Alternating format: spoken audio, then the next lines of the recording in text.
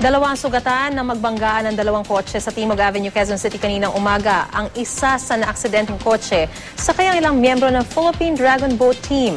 Aminado naman ang mga biktima sa kabilang kotse na nakainom sila.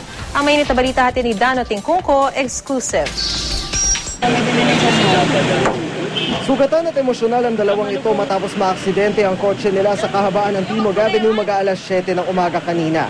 Ang harapan ng kotse na magkasamang Alma Barrieta at John Allen Reyes halos hindi na makilala sa tindi ng pinsala. Ganito rin ang kotseng minamaneho ng nakabangga nila mga miyembro ng Philippine Dragon Boat and Rowing Team. Pero ayon sa mga taga-Dragon Boat Team, sila raw ang binangga ng kabilang grupong biglang sumalubong sa kanilang lane. We're on our way to our training site sa Manila Bay. Dito kami dumaan. Tapos habang nagdadrive kami, bigla kaming sinalubong ka sa lane namin. Lasing, hindi naka-seatbelt. Ang kasamahan ni Yambaw na si Dr. Charmy Valenzuela, kahit iniinda ang sakit sa dibdib dulot ng banggaan, nagawa pang lapatan ng first aid ang mga nakabanggaan. Buti na lang daw, umubra ang airbag ng sasakyan ni Reyes. We were surprised kasi hindi siya umaalis.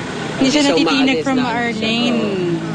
Tapos it turns out yun nga, kakagaling lang nila from a bar. Sabi nila sila? Yes.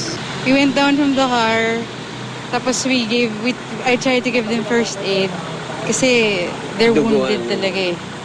Dahil they weren't wearing seatbelts.